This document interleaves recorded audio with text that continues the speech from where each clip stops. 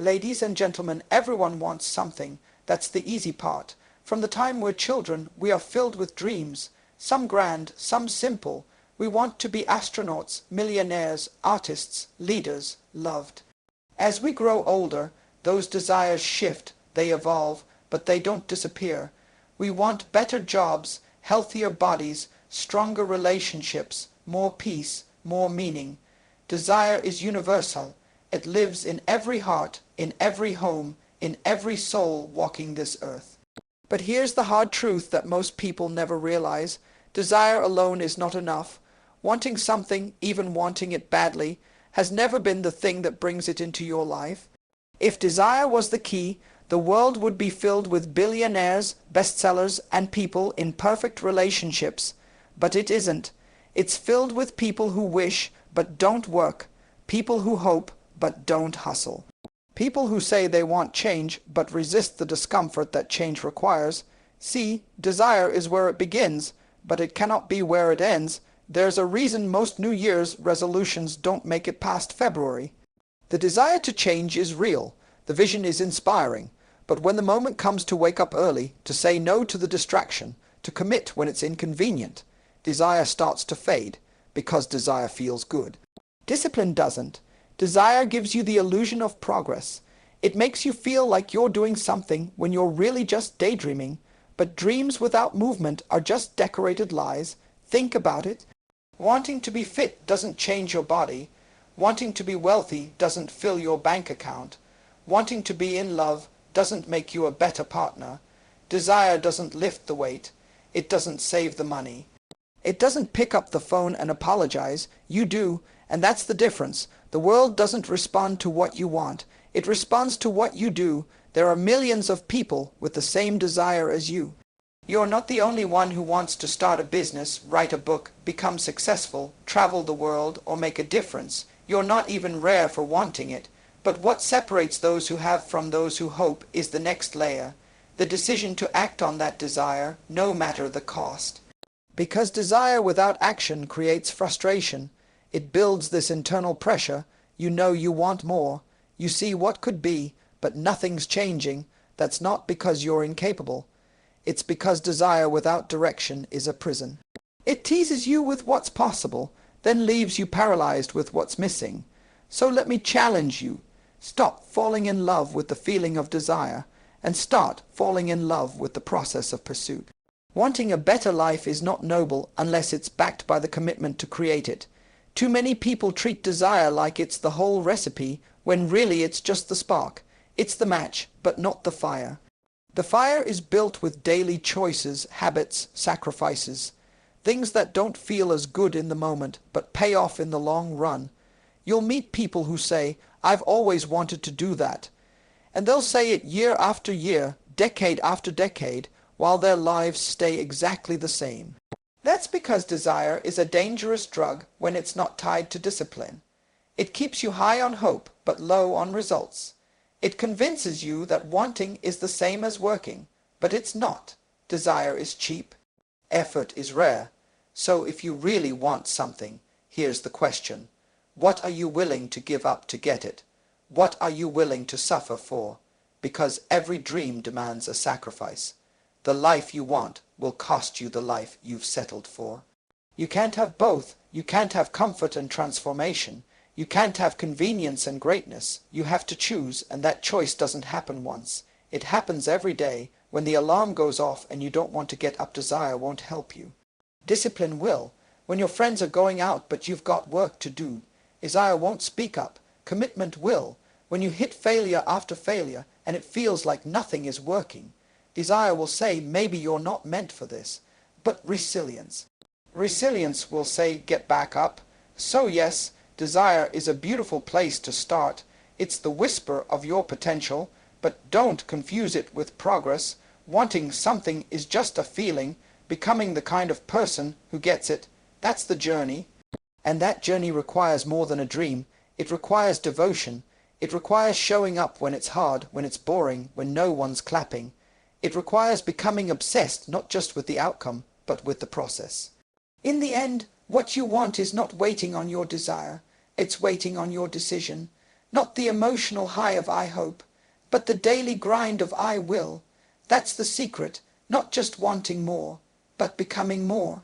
Because when you become the kind of person who follows through, who stays the course, who doesn't quit, the life you want doesn't just become possible. It becomes inevitable. Vision is not a luxury. It's a necessity. Without it, life becomes random, choices become reactions instead of strategies, time is wasted, energy is scattered, and progress becomes accidental at best. The reason most people never get what they want is because they've never actually seen it. They've imagined a version of it. They've wished for glimpses. But vision, real, clear, detailed, unshakable vision, that's something entirely different. You will never move confidently toward a life you cannot clearly picture. It's impossible to pursue what your mind hasn't first grasped. You cannot hit a target you haven't defined. Without vision, you're not living by direction. You're living by default. You're waking up, going through the motions, following the routines, checking the boxes. But inside, you feel restless. You feel unfulfilled, not because you're broken, but because you're blind. Vision gives pain a purpose. It gives struggle a reason. When you know where you're going, you can endure almost anything to get there. That's the power of seeing clearly. Without vision, a setback feels like failure. But with vision, a setback is just a step. It's just one part of the path. Think about construction for a moment. Before a single brick is laid, before the ground is broken, what exists first? A blueprint, a detailed, measurable, intentional design. That's what vision is. It's the blueprint of your future. Without it, you're building your life with no plan, no structure, no target.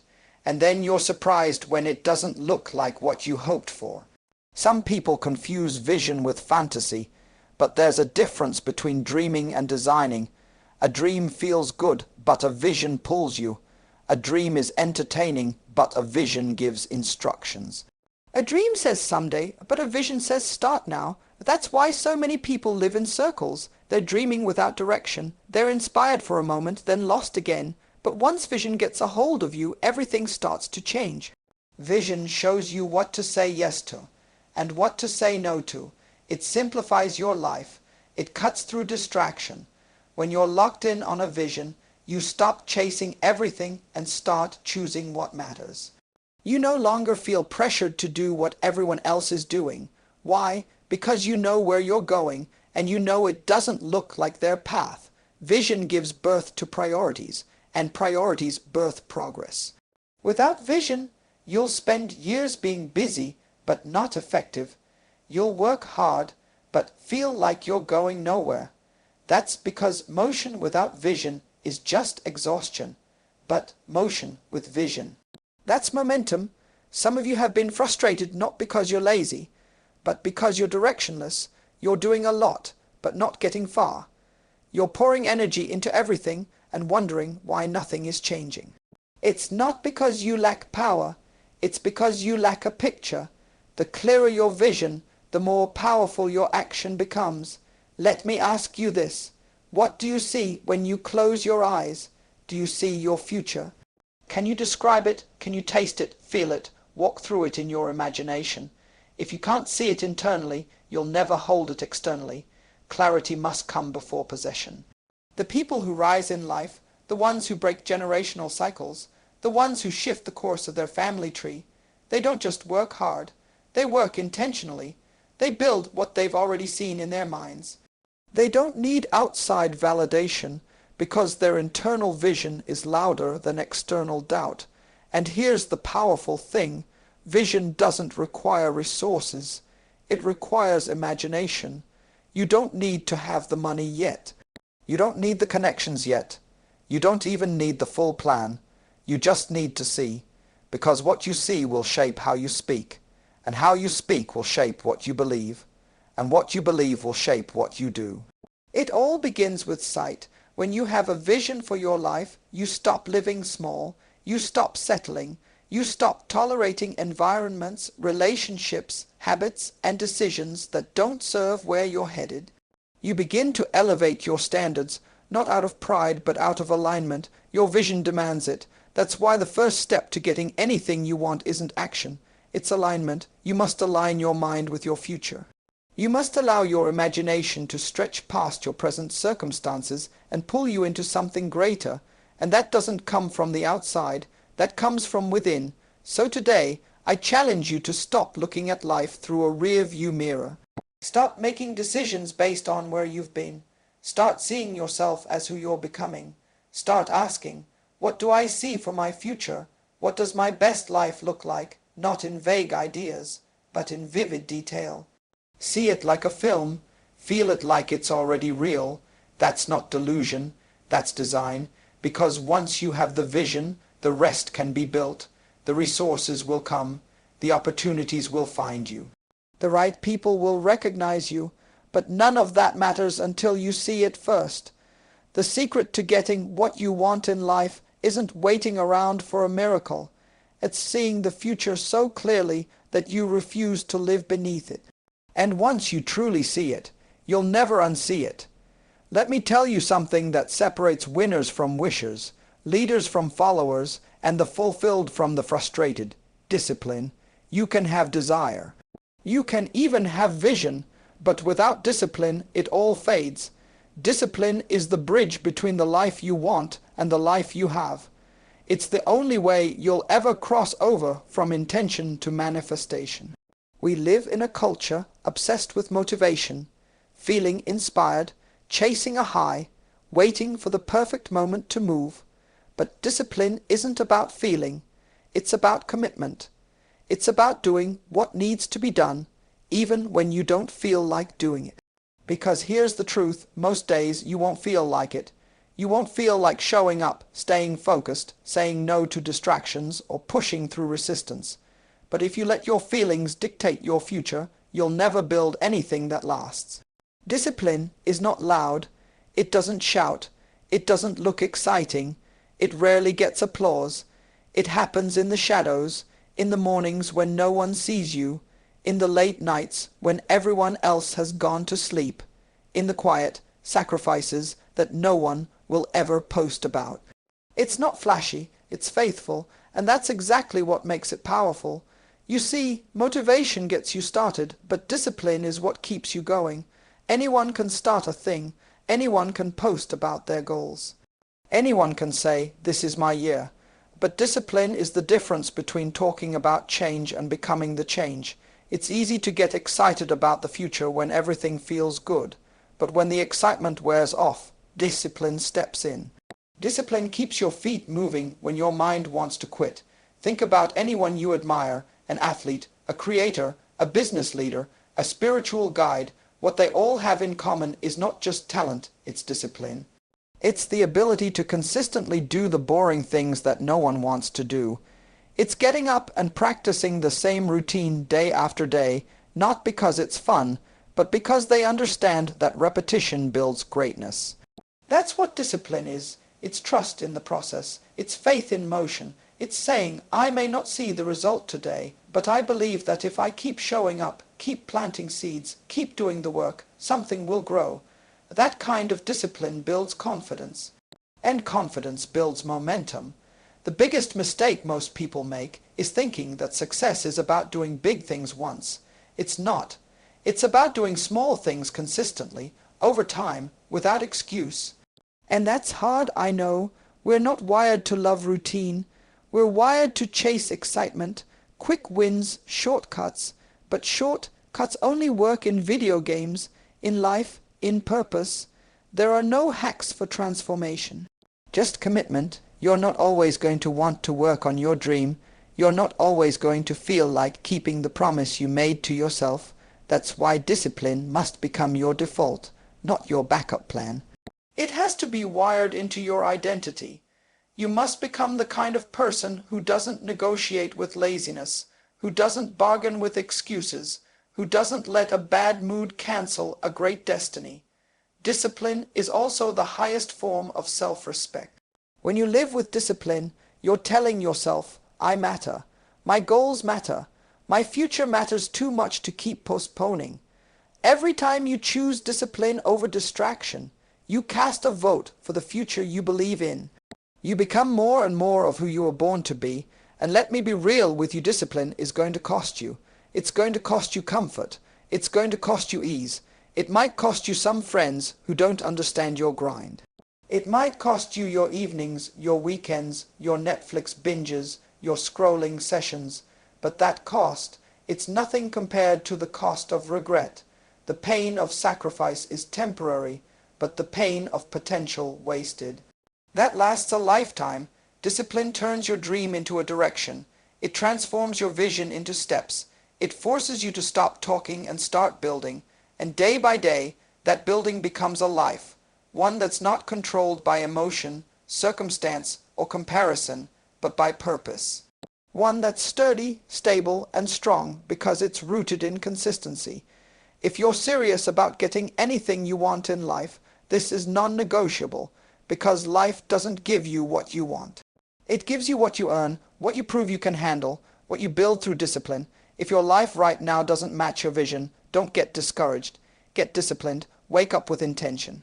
Show up when it's hard. Do the work when it's boring. Keep your word when no one's watching. And over time, that discipline will compound. It will stack. It will multiply until one day you look around and realize, this is the life I used to only dream about. But it's not a dream anymore. It's real, because you built the bridge. There's a question every person must answer before they can truly succeed in life. It's not, what do I want? It's not even, how do I get it? The real question is, why am I here? Because until you understand your purpose, power will always feel out of reach. Purpose is not a motivational buzzword. It's the engine. It's the thing that gives your life clarity, energy, and direction. Without it, you will keep chasing things that were never meant for you. See, we live in a world obsessed with image. People are building brands, chasing trends, trying to look successful without ever asking if the path they are on is even theirs. They want influence without intention, but purpose is what separates noise from impact. When you know why you're here, you stop competing, you stop comparing, you stop chasing what's popular, and start building what's personal. Purpose is powerful because it brings everything into alignment. It connects your desire with your discipline. It gives your vision a reason. It makes you dangerous, because now you're not just moving, you're moving on mission. You're not just working for money, or applause, or validation. You're working for meaning, and people with meaning are unstoppable. You can't fake purpose. You can fake ambition. You can fake a lifestyle. But purpose is soul level. It doesn't come from the outside. It rises from the inside. It doesn't always look impressive. It's not about being famous, rich, or loud. Some of the most purposeful people you'll ever meet don't need a stage. They just need a reason. And that reason drives them every single day. And here's the truth. When you understand your purpose, pain doesn't stop you anymore. It refines you. It shapes you. You start to realize that everything you've been through, every heartbreak, every setback, every failure, wasn't random. It was preparation. It was your story getting forged in the fire so that you could carry something worth giving to the world. Purpose is what turns your wounds into wisdom. It's what makes the struggle make sense. Because now you're not just surviving, you're being shaped. You're not just enduring, you're becoming. That's the power of purpose. It brings context to your chaos. It brings value to your valleys. But here's what most people don't realize. Purpose is not something you chase. It's something you discover. It's already in you. You were born with it. It was wired into your spirit before you had a name. But life has a way of covering it up, with fear, with pressure, with distraction, with the expectations of others. And if you're not careful, you'll wake up one day successful in the wrong thing, busy but not fulfilled, productive but not aligned. That's why you have to get quiet sometimes. You have to stop scrolling, stop chasing, stop trying to impress, and start listening, start asking, what breaks my heart? What makes me come alive? What problem am I here to solve? Because purpose always answers a need. Purpose serves, purpose solves, purpose builds beyond you, and once you begin to walk in that purpose, something shifts. You stop trying to force doors open. You stop begging for opportunities, because the right doors open for who you are, not for who you pretend to be. Purpose attracts provision. It unlocks favor. When you're in your lane, your steps are ordered. When you're in your assignment, the universe starts to align in ways you never could have planned. That's why you must protect your purpose at all costs. Don't let people talk you out of it. Don't let comfort steal it. Don't let comparison blur it. Not everyone will understand your calling, and that's okay. It wasn't a conference call. It was between you and God, you and destiny, you and the deepest part of you that knows you were made for more. Purpose isn't just about passion. It's about responsibility. Once you know why you're here, you have a responsibility to live it, to guard it, to grow it, because your purpose isn't just for you. It's connected to lives you haven't even met yet. It's connected to healing, to change, to transformation that only you can bring, and the longer you delay walking in it, the longer the world waits for what you carry. You want power, real, soul-level, life-shifting power. It starts with purpose, not with popularity, not with applause. Purpose, because when your actions are aligned with your assignment, you become unstoppable, you move with weight, you live with conviction. And nothing can shake a person who knows why they're here. So today, ask yourself, what was I born for? Don't be afraid of the answer. Don't shrink from it. Don't edit it to fit in. Own it. Speak it, follow it. Because when you walk in your purpose, you don't have to chase power. You become power. You can have all the talent, all the vision, all the discipline, and even know your purpose. But if you're planted in the wrong environment, you will never grow to your potential. Your environment is not just where you live, it's everything that surrounds you. It's the people you talk to, the energy you absorb, the voices you listen to, the standards you allow, and whether you realize it or not, your environment is shaping you every single day. If your life is a garden, your environment is the soil, and it doesn't matter how powerful the seed is. If the soil is toxic, the seed won't thrive.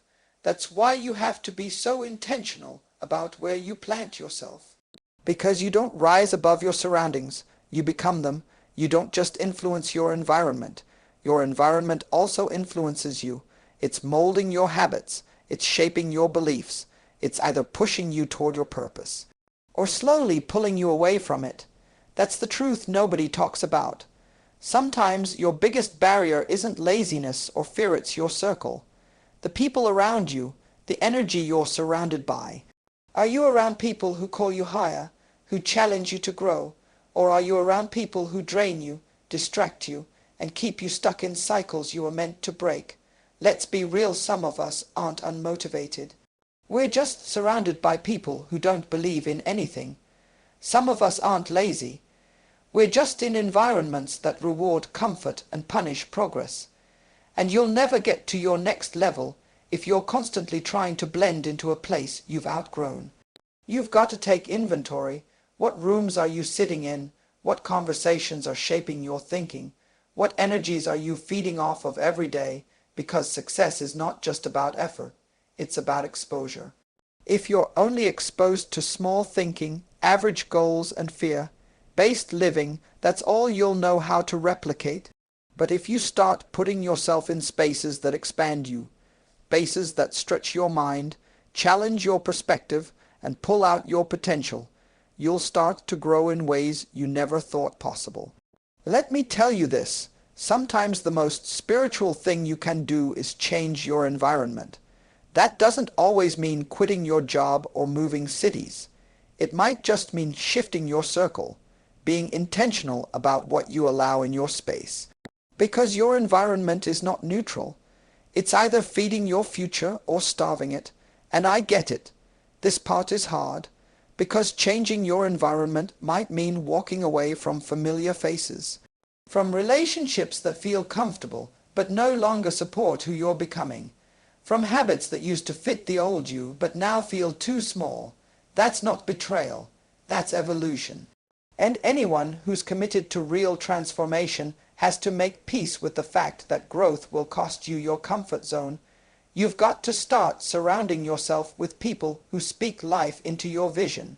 People who don't just tolerate your goals but ignite them, who don't let you shrink, settle, or sell yourself short. Your tribe matters, your conversations matter, What you normalize matters, because what's normal in your environment becomes natural in your life. And here's something else. You don't have to wait to be in a perfect environment to grow. You just have to be intentional. Start creating micro environments of growth right now. That could mean curating what you consume, cutting out the noise and replacing it with knowledge. That could mean joining new spaces, rooms where you're not the smartest, not the most experienced, but willing to learn. That could mean setting boundaries, even with people you love, to protect the energy you need to build the life you want. Because at the end of the day, your life is a reflection of what you tolerate.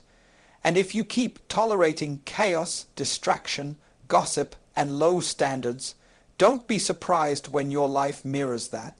But if you begin to elevate your space, your mental space, your relational space, your physical space, you'll begin to attract alignment.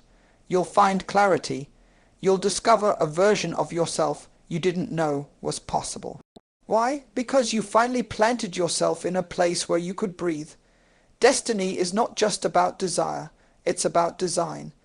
And if you want to walk in your destiny, you have to create an environment that matches your intention.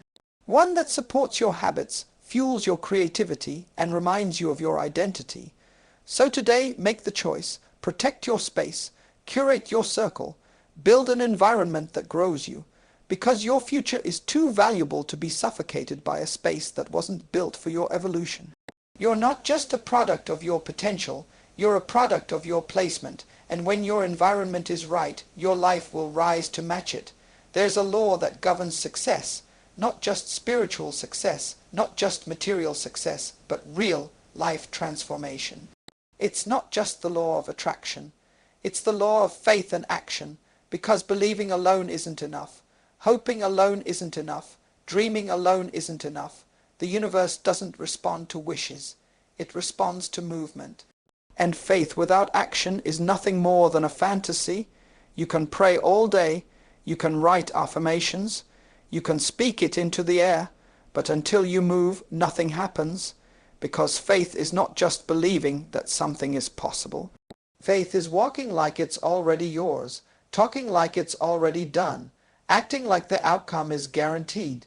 Even when you don't see the evidence yet, faith is bold, it's risky, it's uncomfortable. And that's exactly why so many people miss it. They want certainty before commitment, but that's not how this works. You don't wait until everything's perfect to start moving. You start moving, and then things begin to align. You take the first step, and then the next one reveals itself. That's what faith looks like in action. It's not about having the whole staircase. It's about taking that one step even when you're scared. And let me tell you, the people who get what they want in life are not always the smartest, the most talented, or the most connected. They're the ones who move, the ones who get uncomfortable, the ones who stop sitting on ideas and start building them. The ones who stop asking for permission and start walking in purpose. The ones who don't just hope, they work, they show up, they execute, and they do it again and again and again, even when it doesn't make sense, even when it's hard, even when no one's clapping for them yet. Because, here's the truth, most people are more faithful to their fear than they are to their future. They rehearse their limitations, they hold on to what-ifs, they let doubt run their lives. But faith doesn't negotiate with fear. Faith says, I don't need to know how it's all going to work. I just know I'm not staying where I am.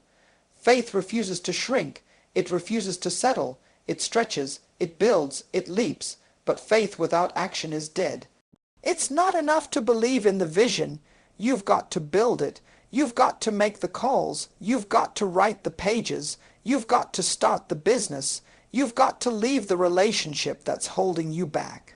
You've got to apply, invest, create, launch. You've got to do something, because you can't walk into what's next carrying the weight of hesitation. Some of you are waiting for a sign, but this is your sign.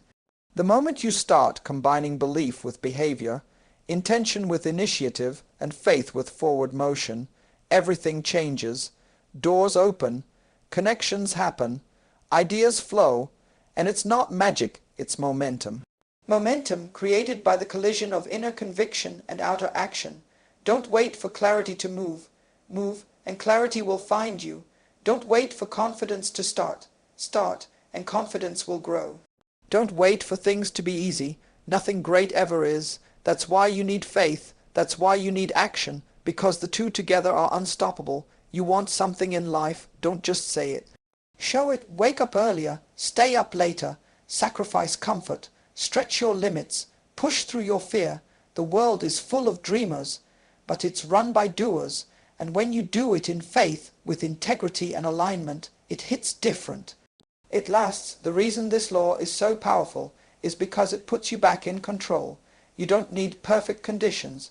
You don't need everyone's approval. You don't need all the answers. You just need to believe and begin. Because what you're not changing, you're choosing. And if you want different, you've got to do different. You were not designed to live stuck, scared, or stagnant. You were created to build, to move, to expand. And the life you want, it's not waiting in the distance. It's waiting on the other side of your next act of faith. So go ahead, take the step, make the call, send the email, write the page, record the video. Make the move, start the process. You don't have to have all the answers. You just have to have enough belief to act. Faith says, I know it's mine. Action says, I'm going to get it. And together they unlock everything.